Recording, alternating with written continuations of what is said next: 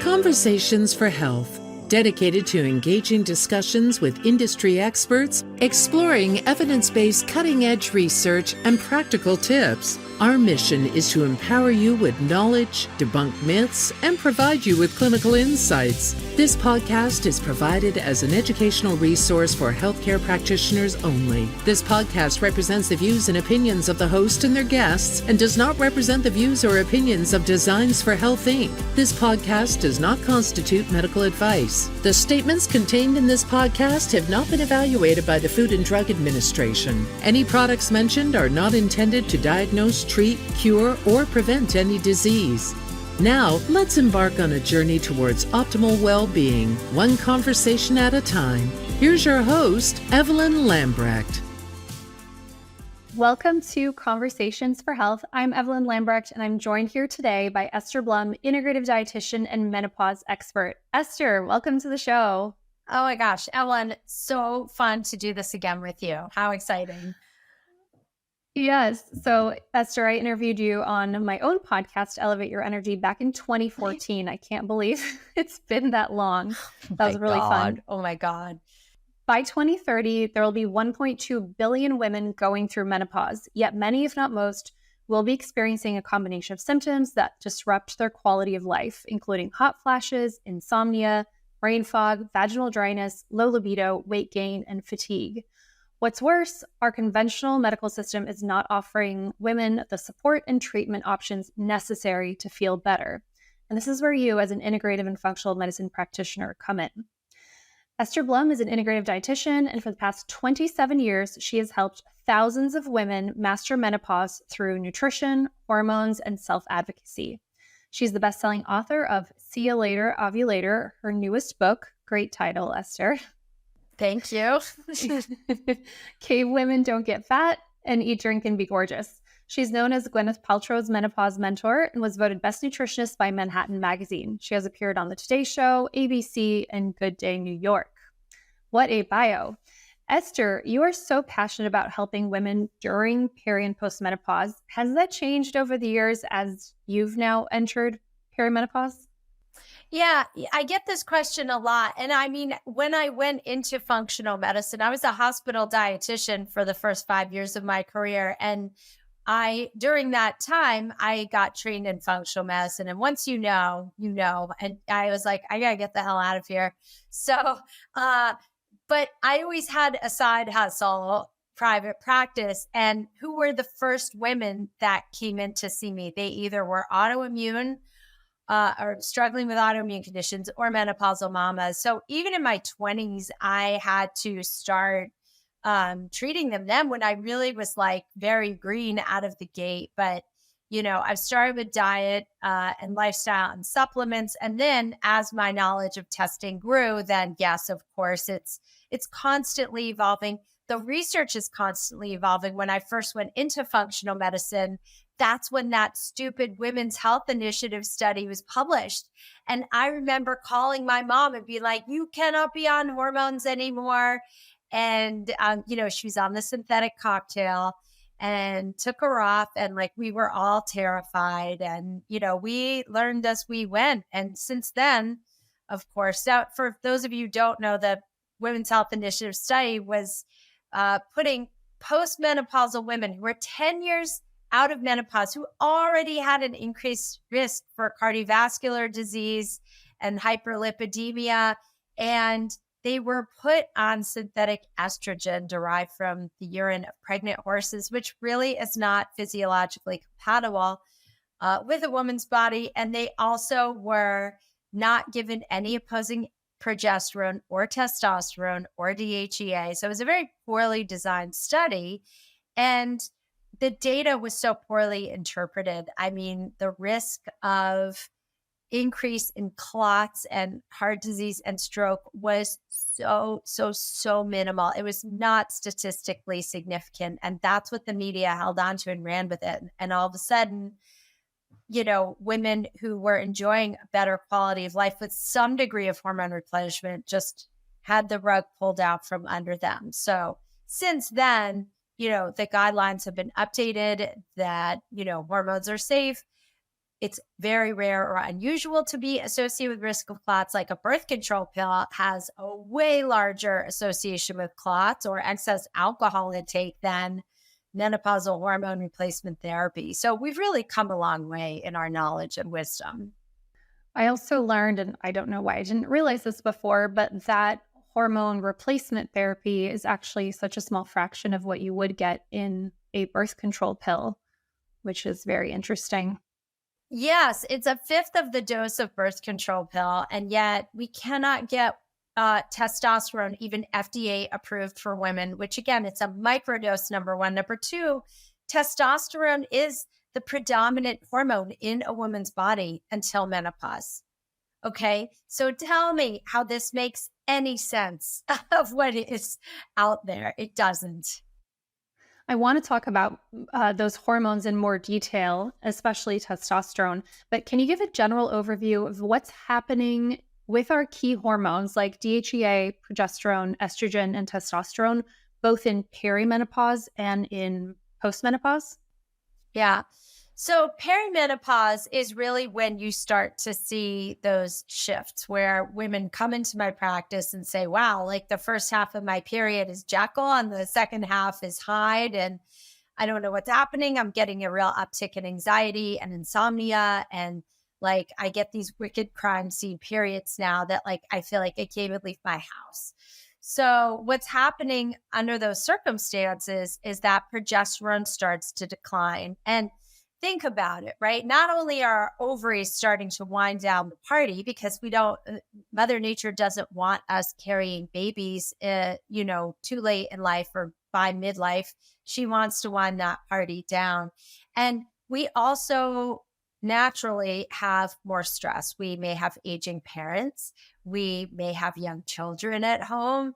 And you just take one of those circumstances or then pair both together and your progesterone is really going to tank. Your hormones are driven from the top down. So what's going on in your mind and in your heart will absolutely take your hormones. Your body is going to stop ovulating with a decline in progesterone because, again, under extreme stress, no woman should be pregnant, right? Like this is what Mother Nature is saying. Don't get pregnant. Don't ovulate right now. You can't handle it. So progesterone starts to decline. And during that time, again, there is a real uptick in mental health changes. You can have cardiovascular changes. You can have, rapid heartbeat or develop some arrhythmias. You could also notice that you're not sleeping through the night. You're kind of having a hard time falling asleep and then having a hard time staying asleep. You're kind of awake from 3, 4 in the morning on. And your anxiety is really, really worsening and or depression. So all of those can happen with in the early stages of perimenopause. As perimenopause picks up speed and a woman's period in perimenopause could easily be 10 years, by the way. And this is why a lot of doctors miss the menopausal symptoms because they're like, well, you're 42, you're not menopause. But yes, but your body is preparing to go into menopause. I could tell you mine started in my mid 40s, but nobody figured it out. It wasn't until after I went hormones and saw my symptoms resolve. And I was like, duh, I've been in perimenopause this whole time, even though like periods were completely regular and on time. You can still have crappy hormones when that is the case. So as perimenopause continues, right, estrogen is your ovaries are really starting to put on like that finale of fireworks displays of eking out as much estrogen as it can. So your estrogen levels can spike. You can get surges with levels 3 to 4 times higher than your baseline. And so you pair that with declining progesterone and you can get meno rage is what I call it, real extreme irritability, like just outbursts of rage. You can feel weight gain, breast tenderness, irritability, as I mentioned, also like moodiness or depression. So, and you can also get very, very heavy periods with blood clots because there's no estrogen to keep progesterone in check and balance it out. And hormones, I liken hormones to a symphony. They're not solo artists, right? So imagine a symphony without a conductor, or when there's two violin players missing, of course, it's not going to be the same. It's the same with your monthly cycles. They're going to get off kilter. And then you can also have eventually a decline in testosterone, DHEA, and estrogen. I don't see that all the time. I look at lab tests on every single person I see in practice, and not everyone has low testosterone, not everyone has low estrogen, but most people have low progesterone. And so early intervention is key. And the other piece I see is a real poor HPA axis. The hypothalamic pituitary adrenal axis is not in great shape. So I see very low cortisol curves, if at all a curve. Sometimes it's a flat line. It's really suboptimal. And we want to remember that once the ovaries are finished producing estrogen and progesterone, or they're only eking out very tiny, tiny amounts, the adrenals pick up. They take over that production of hormones. So if you have someone who's going in very stressed, very depleted, or someone with a history of a lot of trauma, or someone who is fighting chronic illness, let's say mold or Lyme, or autoimmune conditions or infections like gut infections, you've really got to support the adrenals and give them a boost until that person perhaps decides to go introducing hormones in or is a candidate. You do need to support the adrenals, and hormones eventually can really help restore a cortisol curve, but not alone. You really do need the adrenal support as well. Yeah, you've given me so many directions we can go, and I want to talk more about the HPA axis. I want to talk about introduction of hormones, gut health, obviously. Let's back it up a little bit and talk about the lab testing that you like to do. I know that you do this with all of your clients. So tell us, what are the most common labs that you use, and what are the key pieces that you're looking for on those labs?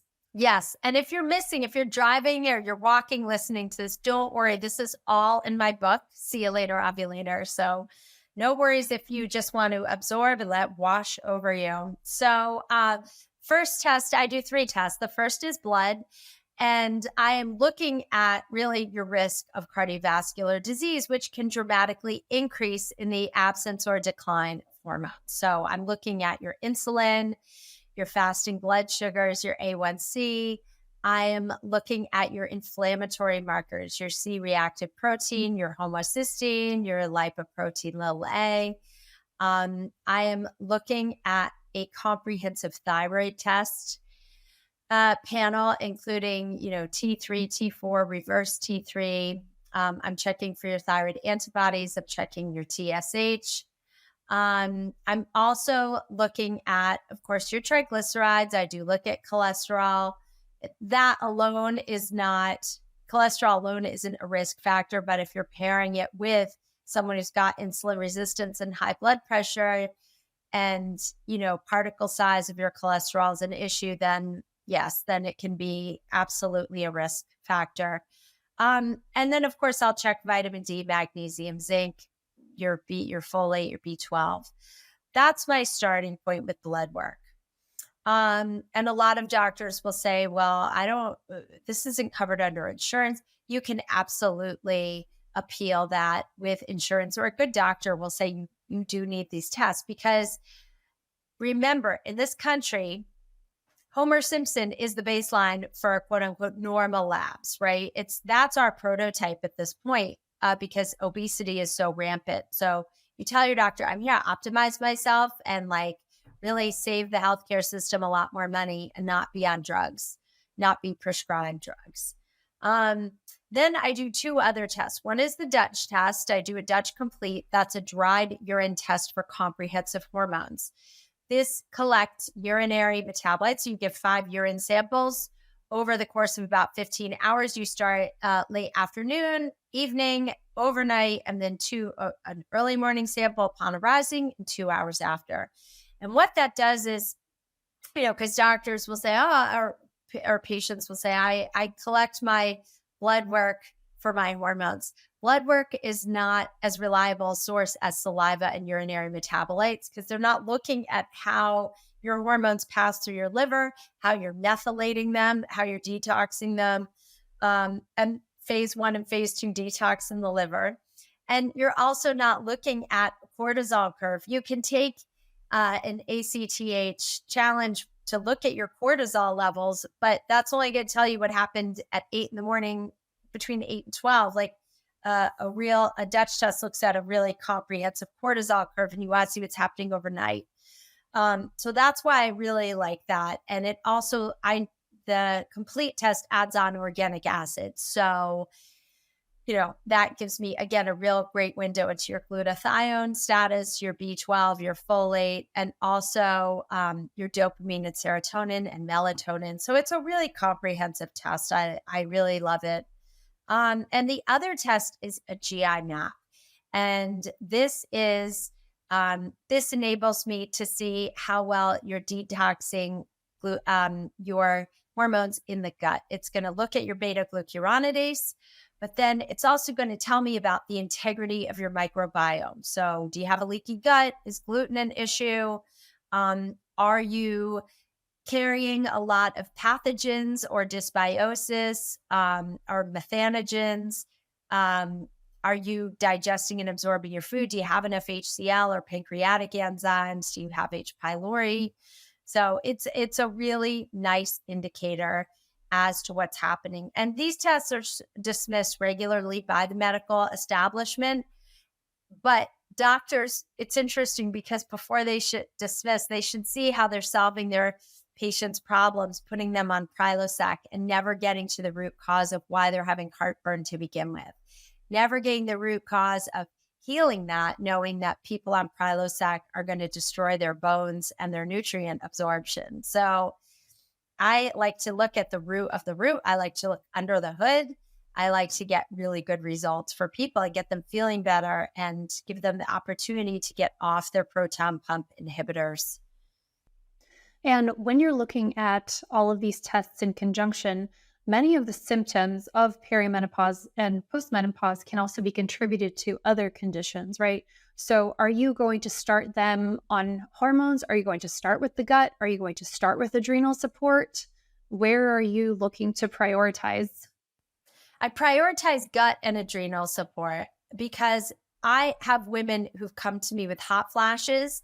And when we fix the inflammation in their gut, the hot flashes resolve without me even really working on methylation or even connecting them to a doctor who's going to introduce hormones.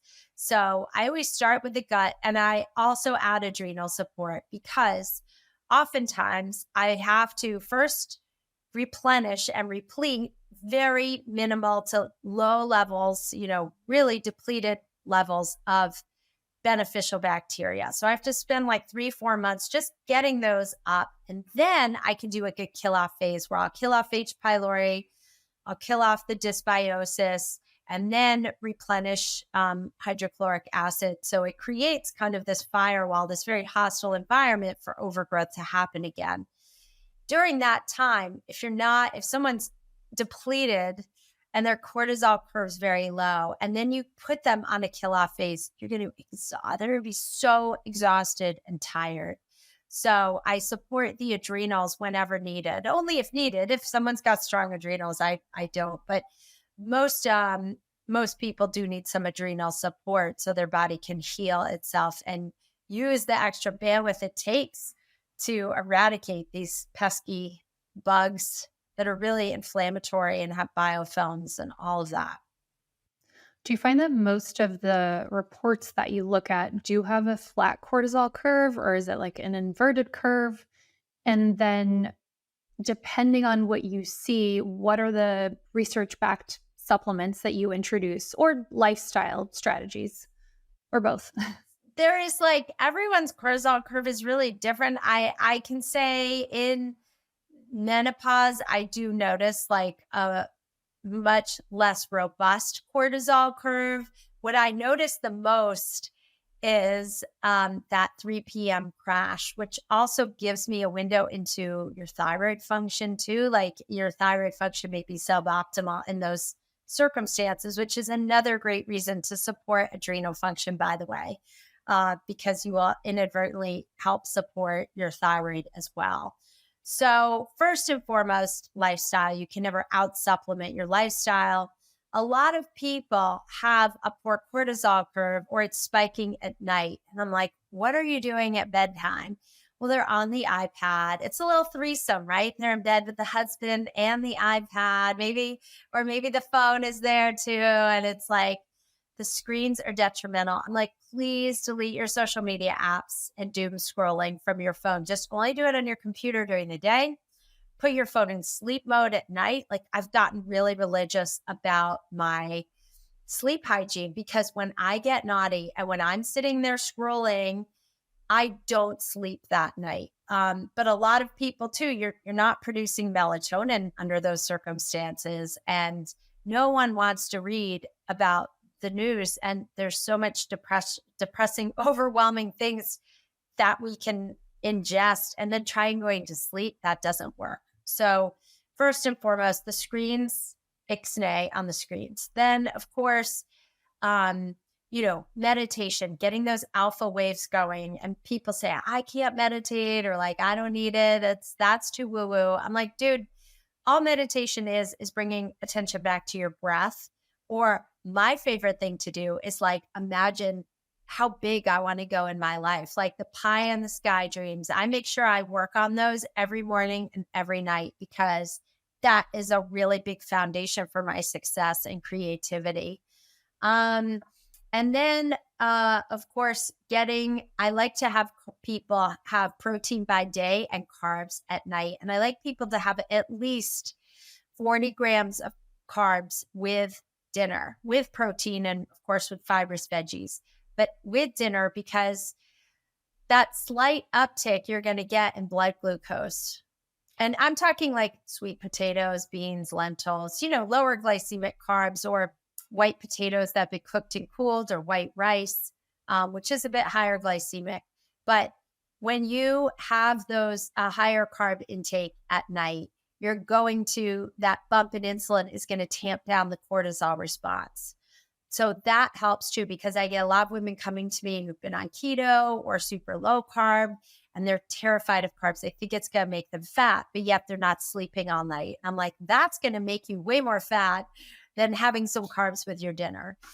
So we have people have carbs at dinner and they're like so happy, because who doesn't love carbs? Hello. And and who doesn't love sleeping? Hello.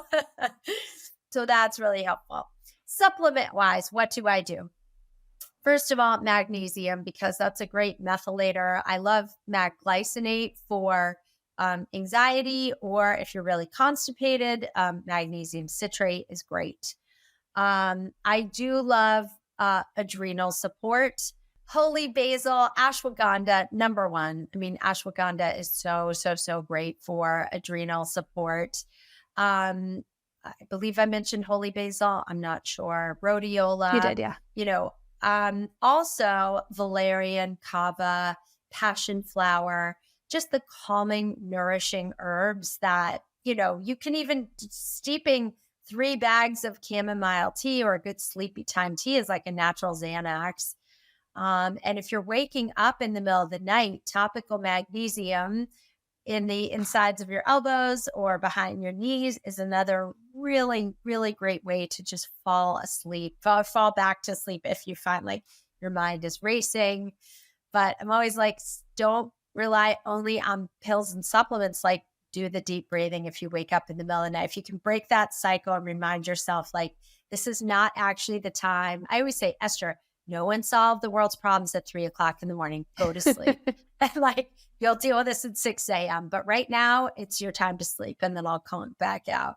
So it's remembering all those things for sure. But yeah, I do love some good nighttime supplements. I love trace minerals too, iodine, kelp, even having a little bit of honey with sea salt before bed can also really help, or having like some golden milk with some turmeric in there and some black pepper. That can also be great for sleep too.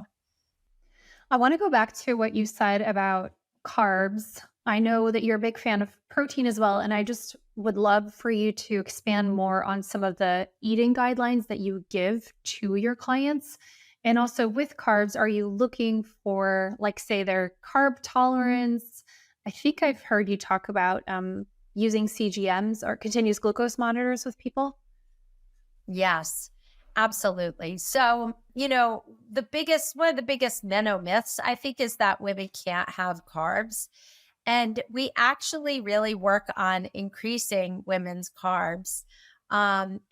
Because carbs do upregulate T4 to T3, which is the active form of thyroid hormone. So it's not no carbs, it's smart carbs. Okay. So on average, if you're finding fat loss resistant and you've got that extra, bra fat in the back, like by your scapula, and you have the menopause, then yes, you probably have some degree of insulin resistance, and you can wear a continuous glucose monitor. Even 2 weeks of wearing one, you're going to find out really quickly, like what it's like overnight with your sleep, what, how you're breaking down your foods, how exercise affects your sugar. One of the greatest ways, and I see this clinically in my practice because we have people wearing glucose monitors and tracking, walking 10 minutes after a meal dramatically improves your blood sugar. Like the studies will say 17% improvement. I will tell you, I eat a big breakfast and then I go walk my dog. My sugar goes up to 110. And by the end of that walk, it's down to 78. So Wow. it's dramatic. I mean, it really makes a difference.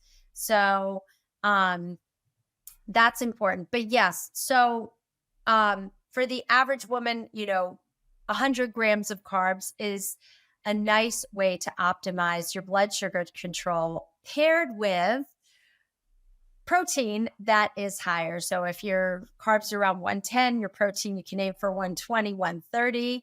The best way to calculate out your protein is to aim for 1 gram per pound of your ideal body weight. So if you're 5'3", your ideal body weight's like 115, 120. If you go higher than that, that's fine, but aim for a minimum of 115 to 120. The average person, in simple terms, needs 4 to 6 ounces of protein at breakfast, lunch, and dinner.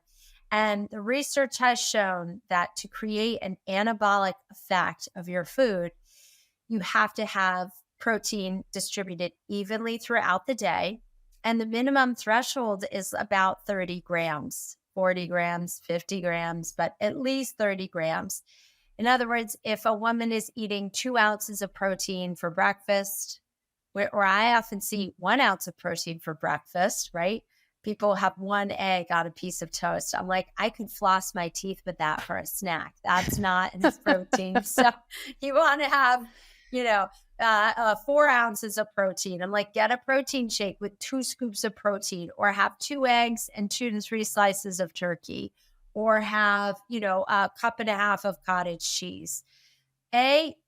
You're going to crush your cravings in a day. You won't have cravings when you have this much protein because your blood sugar is going to be so stable.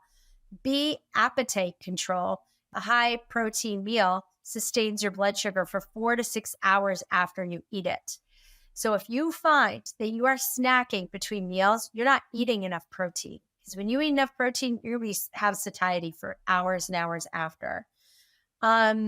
So optimizing, and most people are having the ratios are flipped, where they're having, 150 grams of carbs, 200 grams of carbs, and they're having like 100 grams of protein. When women flip the switch, that's when fat loss occurs. So other women can have, if you're more metabolically active, if you are leaner, you have more muscle mass, you are strength training, then you can go higher with carbs overall, or you can just go higher with carbs on the days you're training. My weightlifting days, for example, I'm at 150 grams of carbs. Or, pardon me, my non-weightlifting days, I'm about 150 grams of carbs. My weightlifting days, I can go up to 200 grams of carbs because just before lifting, I'll have 40 to 60 grams of carbs. So that's the other thing women need to understand is we actually need to fuel our workouts and fuel our metabolisms.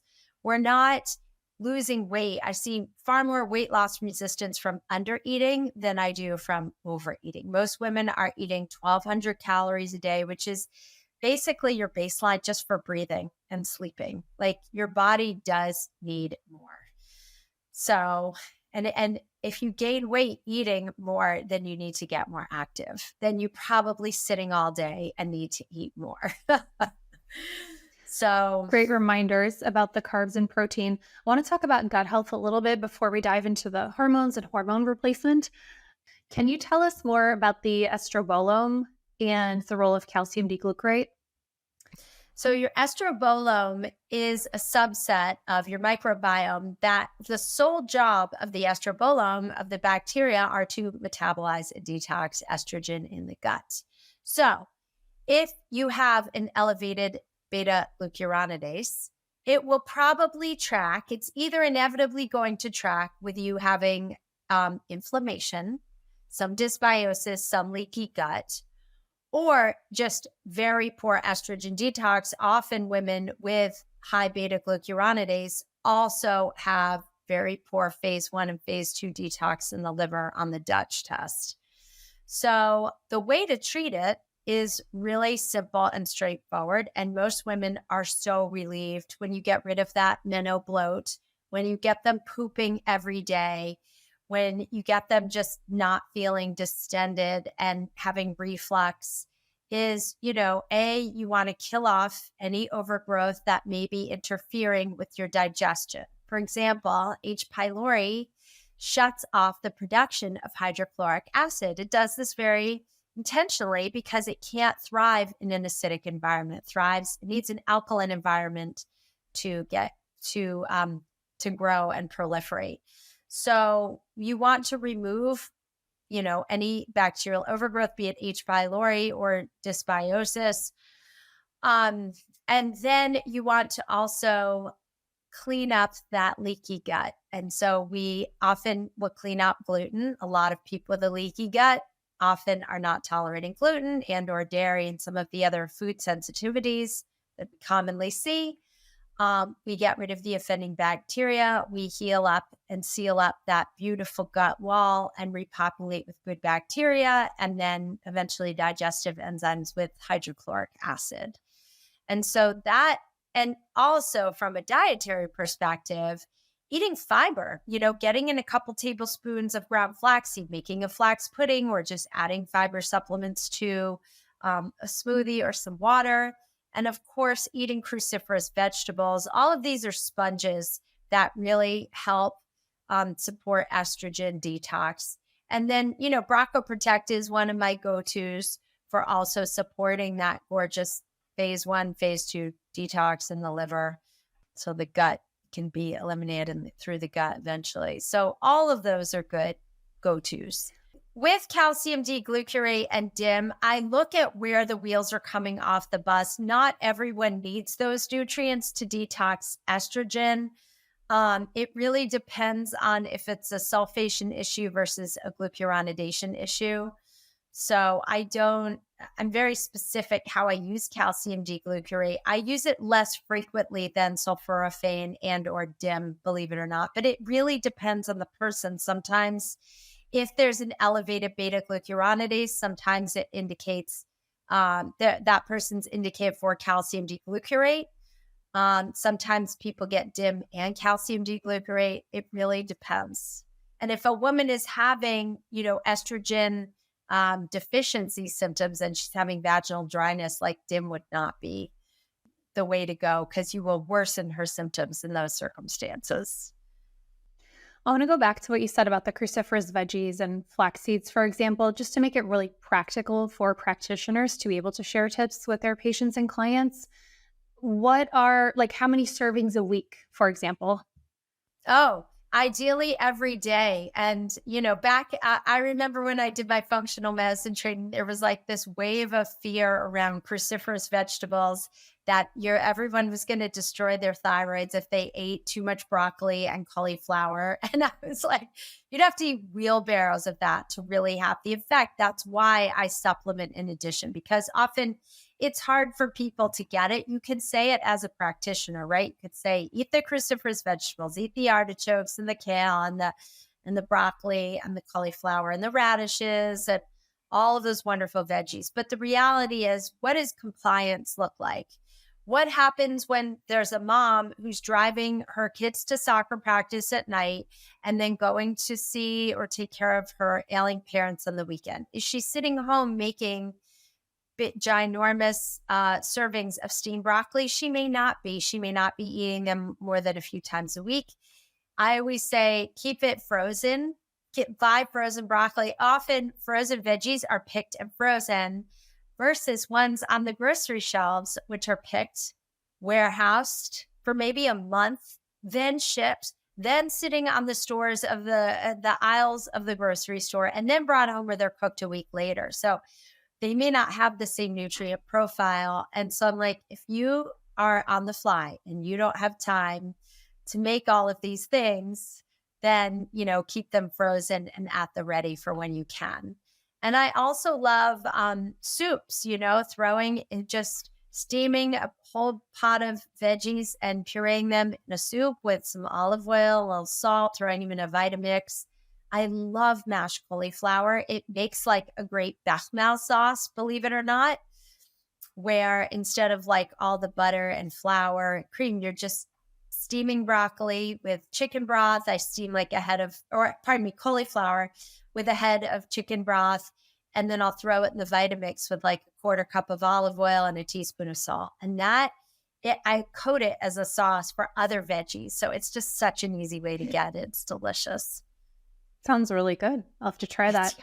Yeah, it's good. Let's talk about hormone replacement therapy. So what is your take? I think this is one of the most common questions on the appropriate timing of starting bioidentical or hormone replacement therapy in general.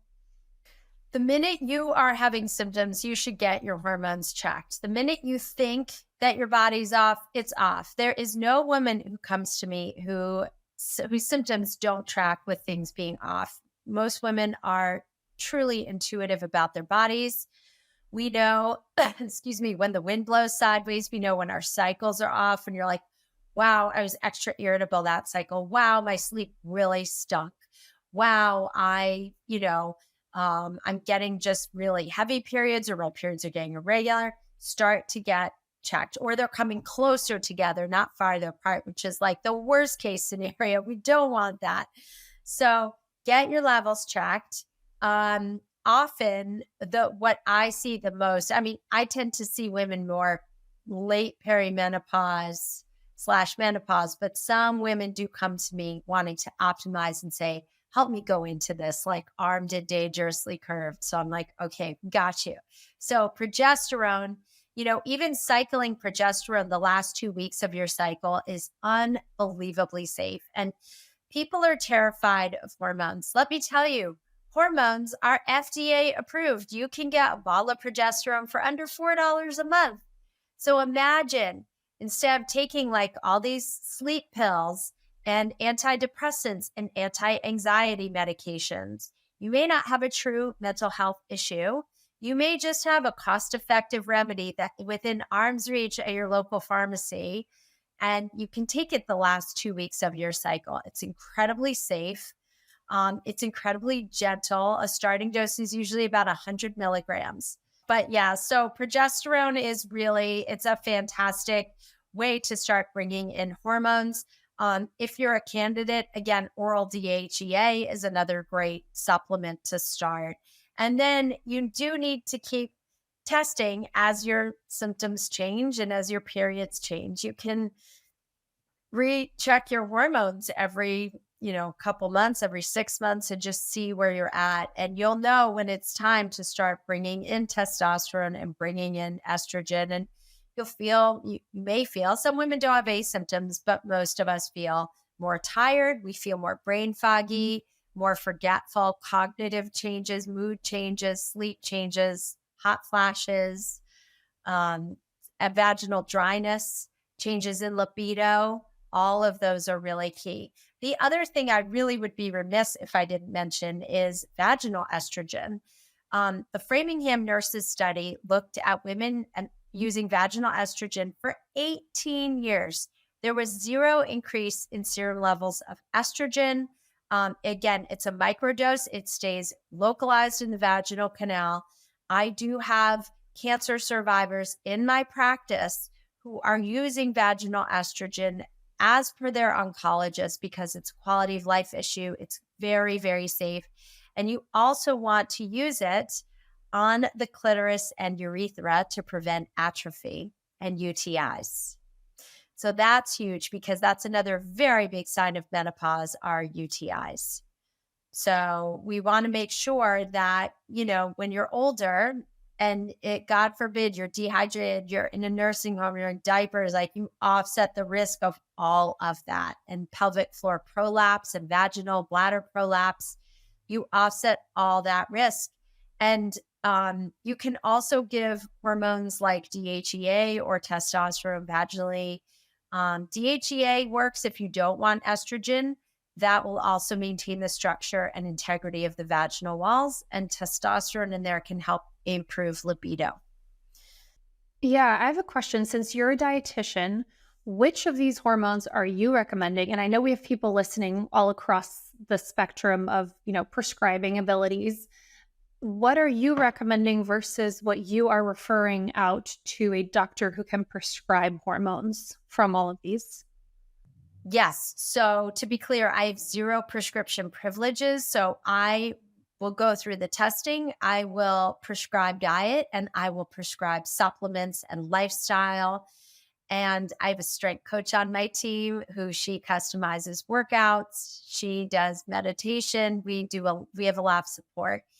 And then I will connect my own private patients / clients to a functional medicine provider who will prescribe hormones. And I'll usually liaise with the doctor. I will send them the test results and the supplements and diet. So everyone's on the same page. And fortunately, most of the practitioners who are providing, that can be a nurse practitioner, could be a naturopath, an MD, are usually beautifully collaborative. And I love to advocate for people I'm treating. So it's really collaborative. But yes, I have zero prescription privileges. I can only say, it seems like you need, please go to. I'm very careful how I word things because I would never want to practice outside of my scope. Absolutely. And so with your patients, like say for something like vaginal estrogen, is that something that also has to be prescribed? Mm-hmm. Yes, Okay. these are all they are considered medications. And the interesting thing too is testosterone is not FDA approved for women, even though anytime a doctor feels that it would be of benefit, it can be prescribed, no problem. But you'll notice some of you listening may get asked by your own patients, like, what do you think of Winona? Or what do you think of any of those companies that have monthly subscriptions and you can get hormones delivered to your mailbox from an online provider? Bear in mind, and I do my due diligence, they don't seem to prescribe testosterone at all. And I cannot guarantee vaginal estrogen either. It seems like it's progesterone and estrogen, and that's it. So just know it's not as complete of a picture. And a lot of doctors initially don't prescribe vaginal estrogen. They say, well, let's get it in you systemically and see. I will say I have a lot of women who are on systemic estrogen and still totally symptomatic. One of my patients last week said to me, I can't even wear leggings. Like, I'm in so much pain. I'm like, and I advocated for her, and the doctor just changed her estrogen from a sublingual to a Biest cream. I said, that's lovely. Please put her on vaginal estrogen. Like, it's so benign. It's something you can use the rest of your life. I mean, follow the work of Kelly Casperson or Rachel Rubin. We're both physicians advocating for vaginal estrogen. It's so, so safe and gentle. And are you then the one who does the hormone retesting, or does that all go to the prescribing physician who you're working with? Yeah, we kind of tag team. It depends. A lot of times when I send someone to a physician for hormones, they're going to do the retesting. But I do have patients that say, please redo my Dutch. I want to see where I'm at. I want to see how I'm metabolizing. And we do, because the benefit of the Dutch is you can really see the symptoms of like, oh, the pathways are off. It's not, again, there is insufficient glutathione to really help push estrogen down the right pathways. So, someone can still be having a lot of breast tenderness or irritability or not getting resolution with, puffiness and weight gain. So again, we really have to, or sulforaphane, we really have to get it moving down the right pathways. B complex, of course, is another. B supreme is like one of my favorites. It really is. So I really like a B complex that has a higher ratio of B1 to B6, because you're really going to support sleep as well while you're supporting detox pathways. And there is not a menopausal woman out there that does not crave and need a good night's sleep. Absolutely. I have more questions on the timing of hormones. So you said started as soon as you have symptoms, but what if someone hasn't started, or they've already been in perimenopause for years? Or on the other side, maybe they're already postmenopausal for years. Is there still a benefit at that point? What does the research say about this? You're going to see far more benefits with early intervention, especially when it comes to bone density and cardiovascular risk prevention and preserving gray matter in the brain. However, you can still, like I get in my inbox DMs all the time. I've been menopausal for 10 years. Is it too late for me? I wish I had this information sooner. So in that case, and I made a reel about this on my Instagram feed, but you really do want to make sure that you are determining cardiovascular risk. You can get an ultrasound of the uterus. Just want to make sure that all systems are go before you start. And you can still see benefits. Absolutely. It's never too late. And especially, my goodness, again, even going back to vaginal estrogen, like it's really, you're going to get relief no matter when you start that.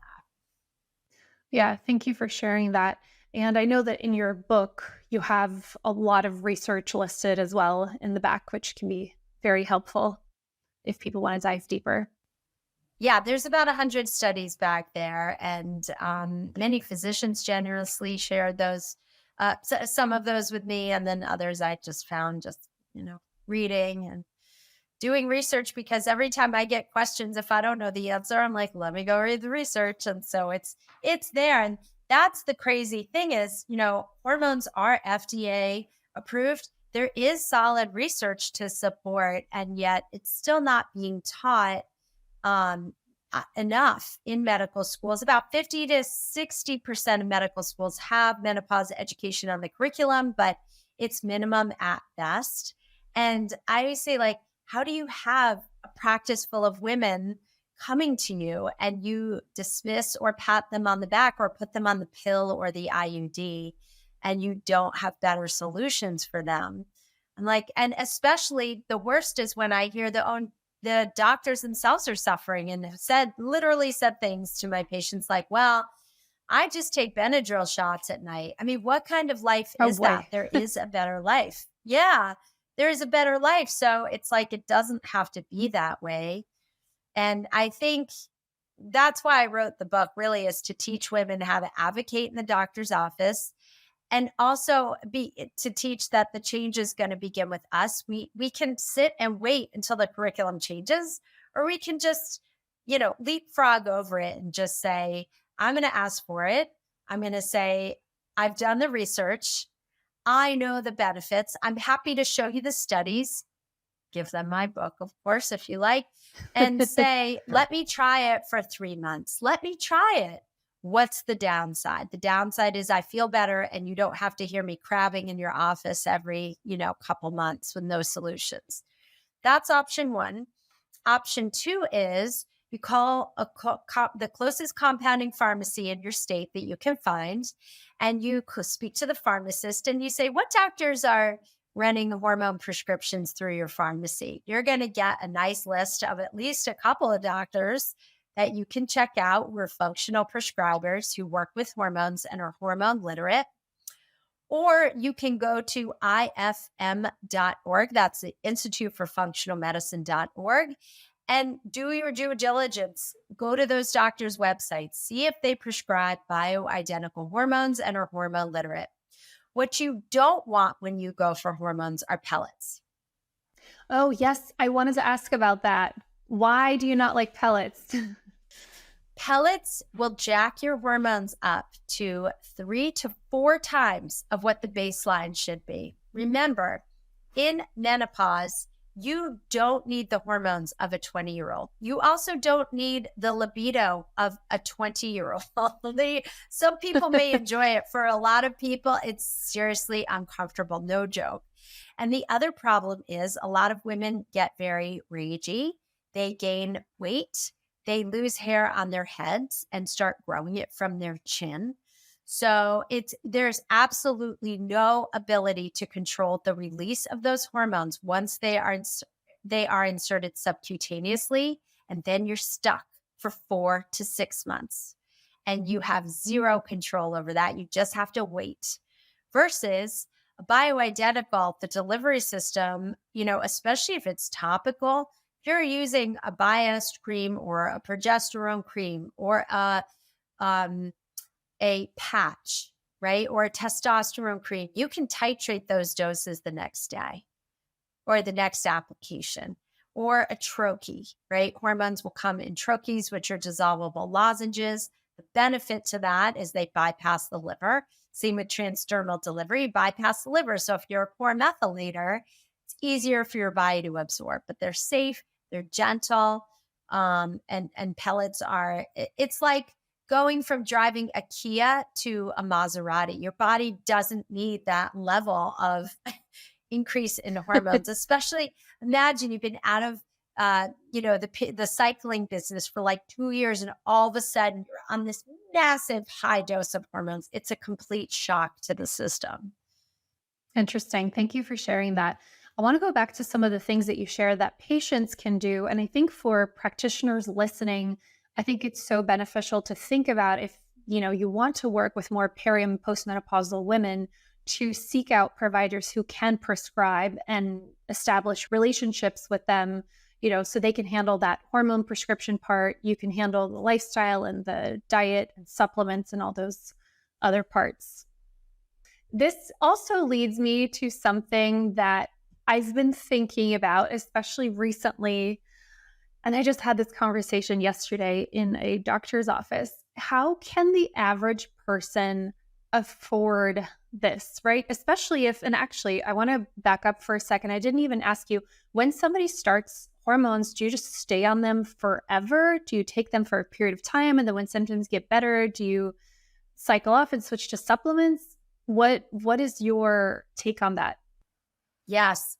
So right now, the North American Menopause Society position paper says you could stay on it as long as 10 years safely. However, I have women in my practice who are in their 70s who have been on it for 20 years. And they say anytime they go off, the hot flashes return, the vaginal dryness returns, the wrinkles come on like faster than they can even blink. So it's a quality of life issue more than anything else. There are lots of doctors that believe in it long term. I personally plan to stay on it the rest of my life.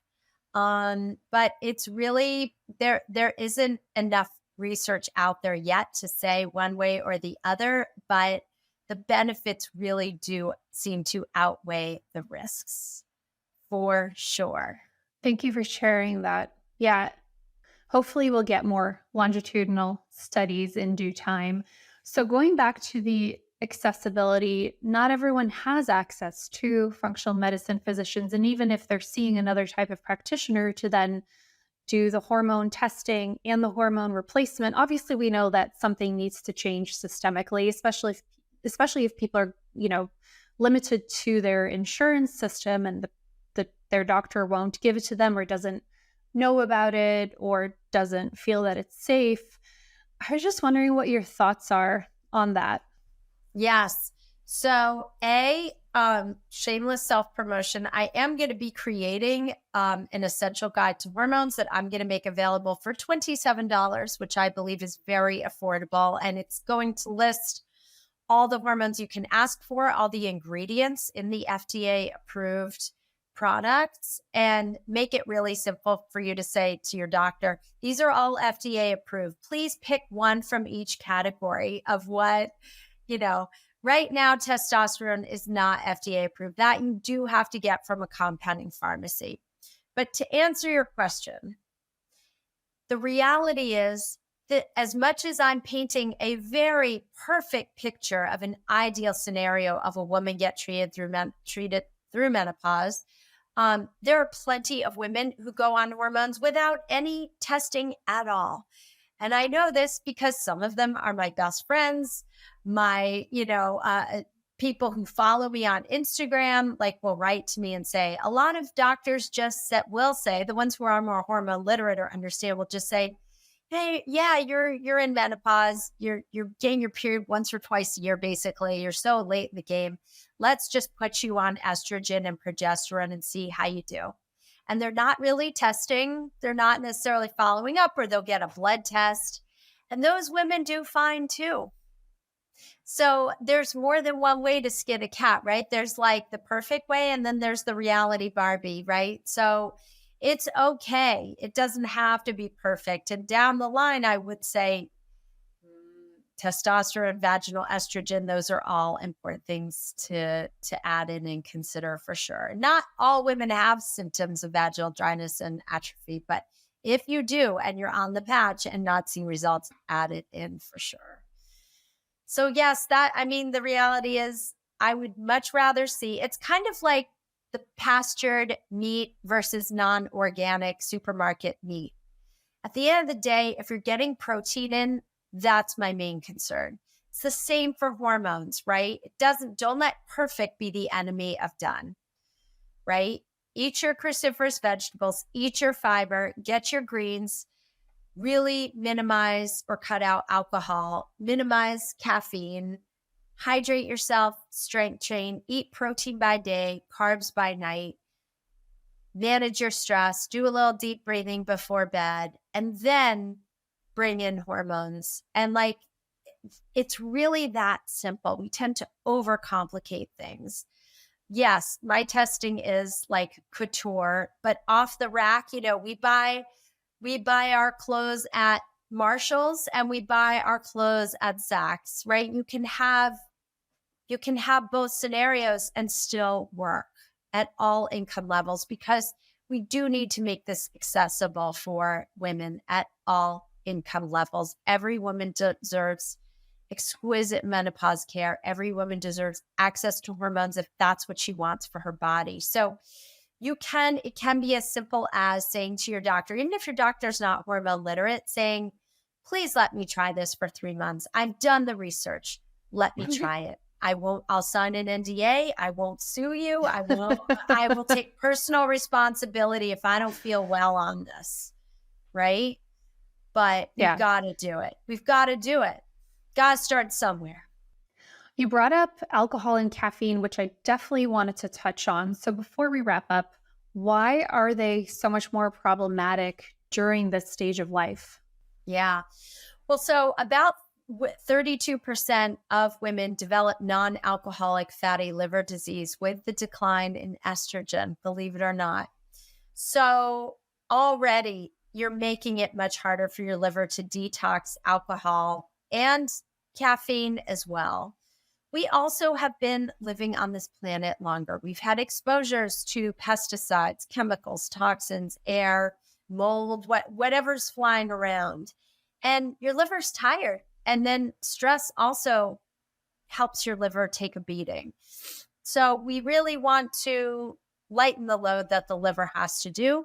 You may find you don't tolerate caffeine nearly as well. I mean, I think of my 20s when I could like drink a Diet Coke and go to sleep, or a coffee and go to sleep. Now you give me coffee even in the morning, I'm not sleeping for 3 days. I mean, it is no joke. Whoa. So I'm exaggerating a slight amount, but not much. So it's like the caffeine clearance it slows down, and same with alcohol metabolism. And here's the other rub with alcohol. Your liver is going to detox class 1 toxins first, right? Alcohol is a toxin. Alcohol is way more toxic, by the way, than a small amount of bioidentical hormones you're going to put in your body. So you have a drink and your liver says, yeah, I got to get, you hold on there, hormones. I got to get this alcohol out first. So your hormone detox is put on hold 4 to 6 hours while your liver's trying to clean out the alcohol. So that can leave you in a more estrogen dominant state than if you're not drinking. Now, I'm not going to say I never have a drink, because I do. I still enjoy martinis. I'm just very judicious about how much and how often. It doesn't occur to me. That's how I knew that I had been doing really good work on myself when I was like going through stressful things, or, I lost both parents. Like alcohol was the last thing that I turned to. I turned to meditation. I turned to therapy. I turned to walks in nature, baths, all the things we know we're supposed to do. Snuggling with my dog, it's like you have to really take time to be introspective and handle your stress and your grief or your trauma, because the answers are not at the bottom of a vodka bottle. As much as I wish they were, they're not, And the pandemic really skyrocketed drinking, especially for women. And there's all this messaging, right? For moms, like, oh, it's 1 o'clock and your kids are so awful that you have to drink. I'm like, wow, that is sad. And yes, kids, all of us have stress with kids, but again, you've really got to reframe that paradigm too, because it just makes you sleep worse and be far more irritable and bloated, and it's impossible to heal your gut when you're drinking all the time and detox your hormones well. Absolutely. And thankfully now it is more acceptable to be in that sober, curious movement and to stop drinking for your health. So we've made some progress there. For your mental health too. I mean, I find it just so depressing. Like the times when I drink are usually on vacation when I'm happy. I cannot drink when I'm sad or depressed. It's like, why are you going to worsen that situation? Absolutely. It's not doing you any favors. But like some nice herbs are really great. You can absolutely have herbs, all those beautiful adrenal herbs we talked about, or some kava or holy basil. That's like a great way to mellow out. Yeah, definitely. Esther, there's some questions that we ask every guest on our podcast. And the first one is, what are your top supplements that you take for yourself every day? Well, I do take Bronco Protect. I do take B Supreme, magnesium glycinate, my trace minerals, my vitamin D. I have a whole container of supplements, but I would say those are my top few. And I'm doing some good gut cleanup now, so taking lots of probiotics too. And what are your top health practices? I know you talked about meditation. What are some of the ones that keep you balanced? Yes, so I meditate for 5 minutes in the morning, and I do this on my walk with my dog. And at night, so I listen to like Gabby Bernstein 5 minutes in the morning, and then David G on Insight Timer. It's J-I is his last name. It's a deep healing meditation. That's like 18 minutes at night. I walk for an hour every morning, almost every morning. If it's super pouring rain, I don't, but snow, ice, cold, heat, I am out with my dog in nature. I strength train twice a week and do Pilates once a week. I love to go to the gym with my son. It is like such good bonding. We have so much fun, and he's really strong, so he really pushes me.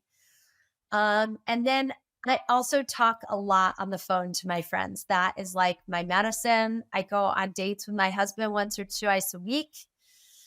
And I am really working on travel. I just booked a couple of trips the last quarter of the year because, like, to me, just getting out of my own head is really important. And like, it spurns creativity, joy, it sparks joy, and just absolutely relaxes me. I can't even tell you the joy I get, like the natural high I get. And then music is also my savior. Absolutely music.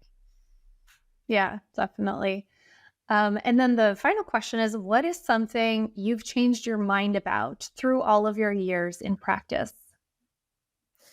Oh, the absolute arrogance I had that nutrition could fix everything. When I went into functional medicine, I was like, well, and I would just blame people's illness on the fact that they weren't eating a healthy diet. That was so ridiculous, because the reality is, the traumas we face, and the work we do on ourselves matters more. That, like, the mind is your greatest multivitamin, and saying no is your greatest multivitamin.